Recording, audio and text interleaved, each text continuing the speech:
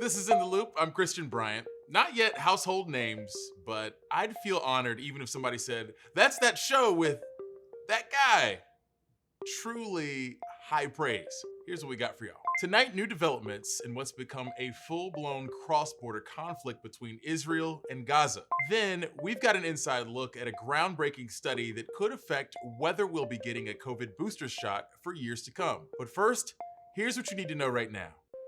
Operators of a major US pipeline say they should be able to resume supplying gasoline along the East Coast by the end of the week. That's after a ransomware attack, likely from hackers based in Russia, shut down the Colonial Pipeline over the weekend. The pipeline runs from Texas all the way up to New Jersey, moving more than 2.5 million barrels of petroleum a day and supplying nearly half of all fuel consumed along the East Coast. Naturally, the stoppage caused concerns of increased gas prices and fuel shortages. But US officials say there's been no widespread disruptions. But that hasn't stopped long lines from forming at some gas stations. Some of those stations are enforcing a maximum purchase of fuel, but AAA says the Colonial Pipeline shutdown is not worth panicking over. We have a ton of supply. Unfortunately, we're our own worst enemies. What happens is we go out to the pumps, we overconsume, we panic buy. As for the cyber attack, Reuters reports the hacker group known as DarkSide stole more than 100 gigabytes of data from the company's computer system and demanded a ransom in return. We don't yet know how much money the hackers asked for. Some cybersecurity experts say the hack is a warning of what's to come if the US doesn't get a better handle on cybersecurity for infrastructure. The big message here is these were preventable. I know what they like to do, like with SolarWinds and some of these other attacks. The victims like to play up that this was some massive nation state attack that was unpreventable, which isn't true. These are simple, known vulnerabilities that were exploited because of outdated infrastructure across the entire country. The Biden administration says it's finalizing an executive order to improve the federal response to cyber attacks.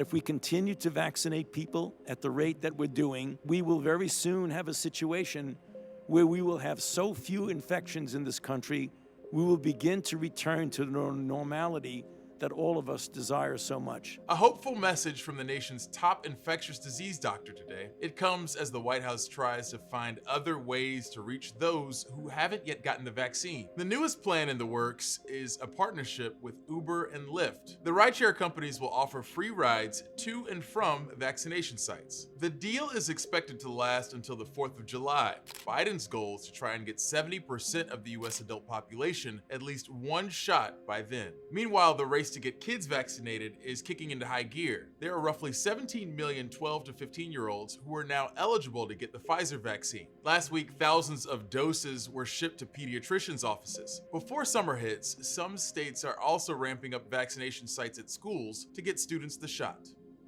Tensions between Israelis and Palestinians escalated into airstrikes Tuesday. Overnight, at least 24 people, including 9 children, were killed in Gaza, most of them from Israeli attacks, according to health officials there. According to Israel's military, the majority of the people killed were militants.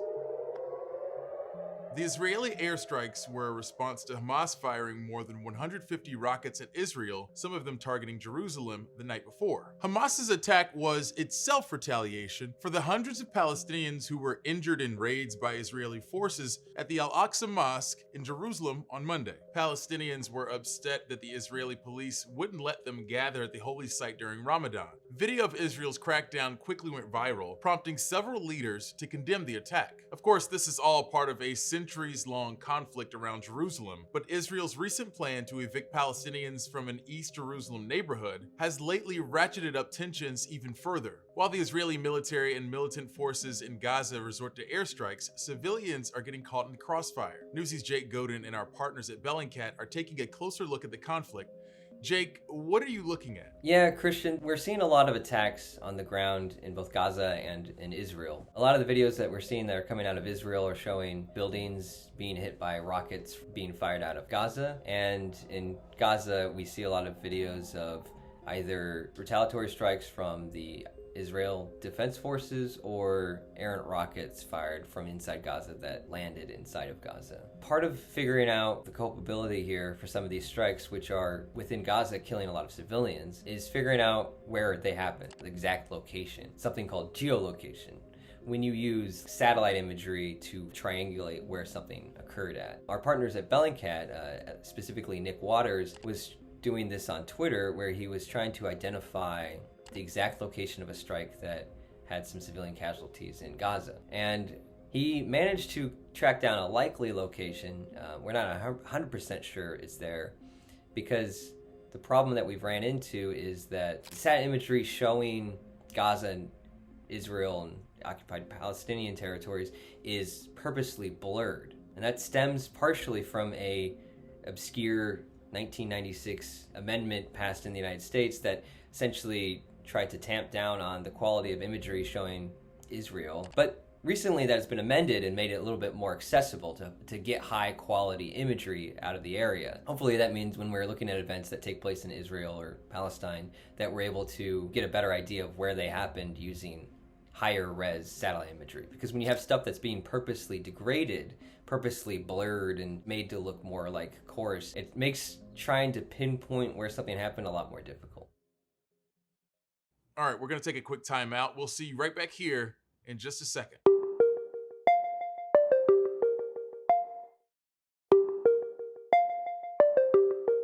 Tim Tebow's letting us know that J-Lo and Ben Affleck ain't the only ones getting back with a former fling. Here's what's trending. Former quarterback Tim Tebow is trying to make his triumphant return to the NFL, only this time he'll somehow be playing tight end. The Jacksonville Jaguars reportedly plan to sign Tebow as a tight end for 1 year. The position would reunite Tebow with his former college coach Urban Meyer, head coach for Jacksonville. Tebow's potential return isn't sitting well with fans of Colin Kaepernick, the star 49ers quarterback who was iced out of the league in 2017 after protesting racial injustice in the US. Tebow's skeptics argue that white privilege helped him win a contract before Kaepernick, who is still a free agent. The deal hasn't been formally signed yet, and there's no guarantee Tebow will see playing time this season. He actually hasn't played a snap in the NFL since 2012. But hey, if he doesn't make the cut, he's always got his brief baseball career to fall back on. The Golden Globes have lost a bit of their shine this year, so much so that NBC's already decided not to air next year's ceremony. The network says it needs the Hollywood Foreign Press Association, the group behind the Globes, to get its act together before airing the awards show again. The most recent Globes were plagued with scandal over ethical breaches and a conspicuous lack of diversity in both the nominations and the association itself. NBC's move comes as several high-profile stars are shunning the show. Actor Tom Cruise just returned 3 of his awards to the HFPA in protest, and Scarlett Johansson is boycotting the group's press conferences. NBC says they're open to airing the Globes in 2023 if the HFPA goes through with reforms. A tiger was spotted in a Houston neighborhood, and authorities spent at least part of Tuesday telling the public they couldn't find said tiger. That wake you up a bit, Houston viewers? The owner put the tiger in a white SUV and drove off from the scene. There was a brief pursuit, and the man got away with the tiger. Houston police say they confronted a 28-year-old man at his home after the tiger was spotted by neighbors roaming around in his front yard. The man was later apprehended, but the tiger is still on the run. Owning a tiger is, quite reasonably, illegal in Houston, but it's permissible under state law in certain cases. There's currently a bill sitting in the Senate that would ban private ownership of big cats like this one. By now, you might have heard of human challenge trials. During this pandemic, these trials have helped scientists understand more about the coronavirus by intentionally infecting voluntary participants. I don't need to say this, but it's risky, and the results are apparently extremely valuable. A new human challenge trial at the University of Oxford is reinfecting people who've already had COVID to help us learn more about immunity to the deadly virus and create better vaccines and treatments. Our colleague from across the pond, Luke Hanrahan, has more. Oxford scientists preparing to deliberately inject patients with doses of COVID-19.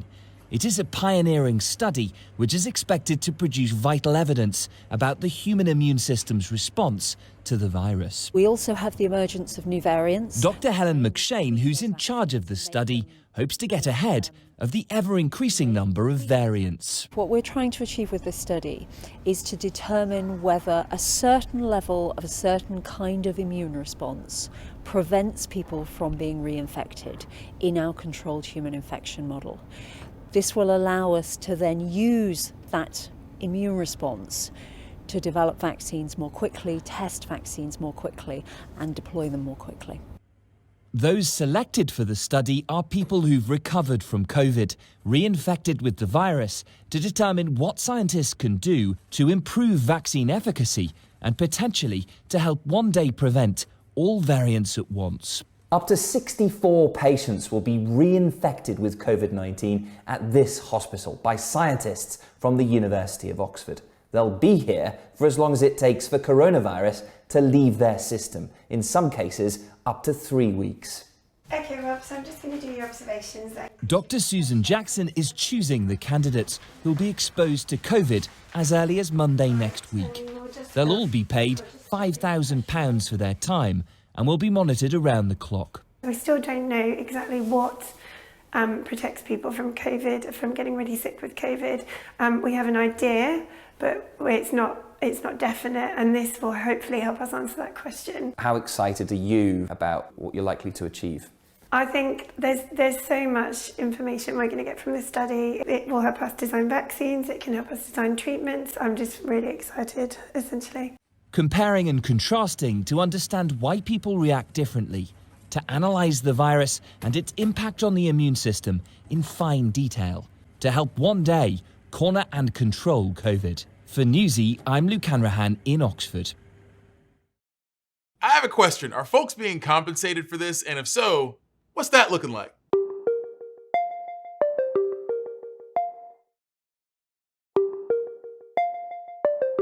As we reported earlier, preteens could start getting Pfizer's COVID-19 vaccine as early as this week. This comes after the FDA issued emergency use authorization for the vaccine to be given to kids ages 12 to 15. So, how exactly do you go about getting your kid a vaccine? Newsy's Lindsay Thies explains. 12 to 15-year-olds are now on the list of those who can get a COVID-19 vaccine. For parents of tweens and teens like Erin Turner, it's welcome news. First, I am really sick of living the way that we do. Second, I believe in the science behind it. If it's good enough for me, it's good enough for my children.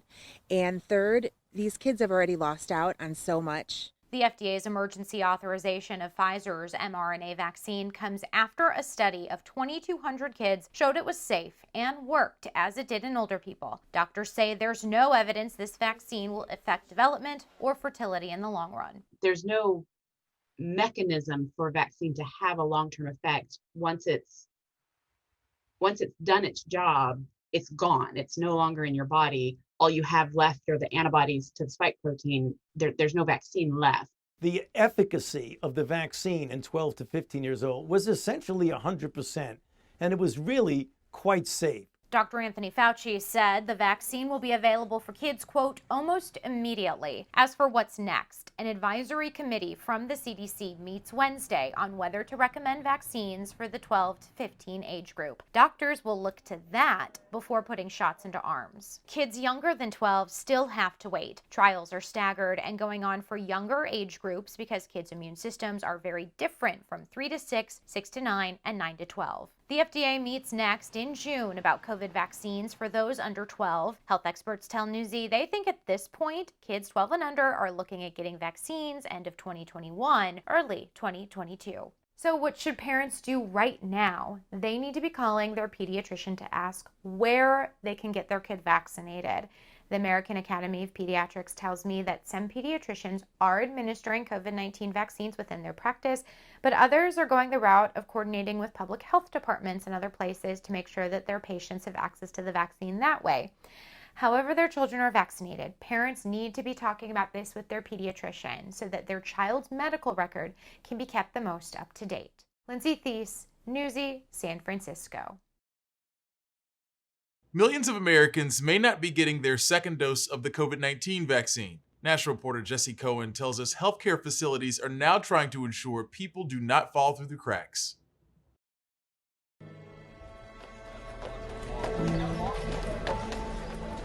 The sights and sounds of Charleston, South Carolina are new to Justin Chapman. And I relocated to South Carolina. Moving south from Northern Virginia in the midst of a pandemic brought changes he really didn't expect. A lot of people here don't do any social distancing, they don't wear masks, and coming from an environment where compliance was essentially 100%, it's a big culture shock. And that made him worry about not being fully vaccinated. I'm living right now with my parents who are elderly, and I did not want to get them sick. When he arrived just a few months ago, he was one COVID-19 vaccine down. It was frustrating to me because there's no national database that is really tracking this. So when I went to get my second dose, they had no idea that I had gotten my first dose, even with the card. His vaccination card wasn't proof enough. Some facilities expect the data to be in their system, but that's nearly impossible when that information isn't shared from one reporting entity to another. And the CDC knows that reason alone could be skewing their numbers. According to their data, among people who are eligible for their second shot, nearly 8% have missed it.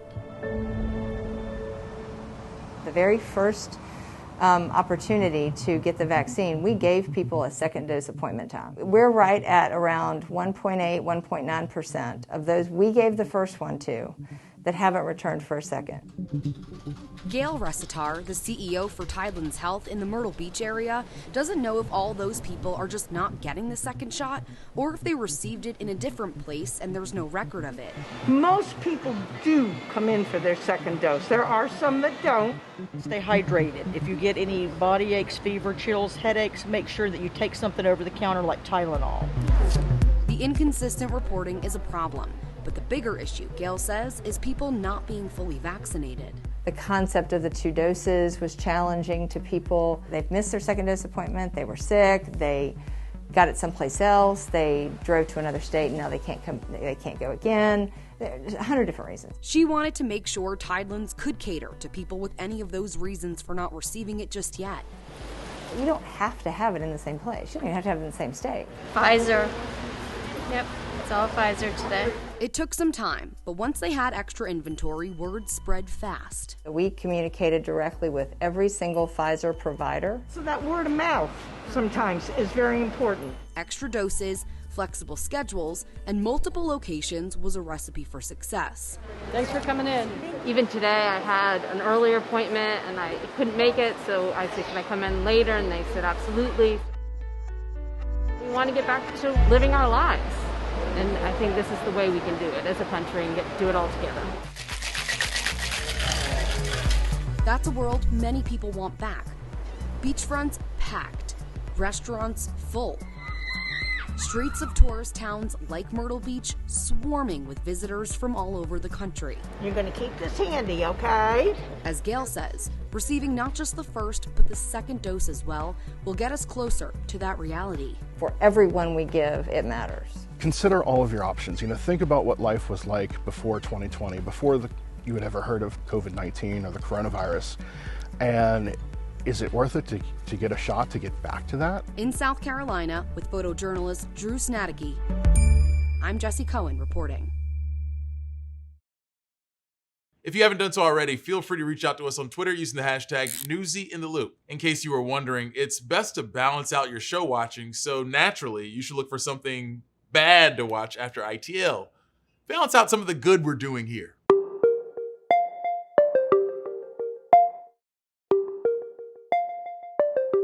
There are barriers to employment for people experiencing a range of hardships, including housing insecurity, substance abuse issues, or dealing with the criminal justice system. National reporter Bo Evans tells us about one restaurant that offers a second chance for those who need it through an employment training program.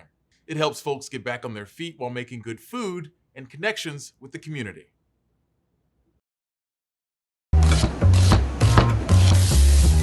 Welcome to the Lighthouse Bistro, changing lives one meal at a time. Every plate that goes out, every meal served. Basically the same thing every day. Go to school, go to work, go to school, go to work. Lives are changing at the Lighthouse Bistro. Every day, someone else feels better about themselves from where they came from, especially walking through the door. RONNIECE Johnson says this restaurant changed her life. This place is just everything. This was my second chance. That second chance you don't get in life sometimes. The Lighthouse may even be a third or fourth chance for some. I had been in some trouble with the law, back and forth to court. The judge was not playing. He's like, all right, you're up to 60 days. If you come back and you don't have a job, it's gonna be a problem. That's when RONNIECE's mom told her about the Lighthouse Bistro. We are a profitable business that helps support a nonprofit. But our biggest mission here is to employ people with employment barriers. So anything from people who struggle with homelessness, substance abuse, people in recovery, people with a record. Kelly Sammons is the manager at the Lighthouse. She says they help people who need work by giving them jobs and training to help them get back on their feet. Our Building Employment Success Training Program, our Workforce Development Program. Beth Rocca is the director of the Lighthouse Social Enterprises and helps get people from the homeless shelter run by the organization back on their feet.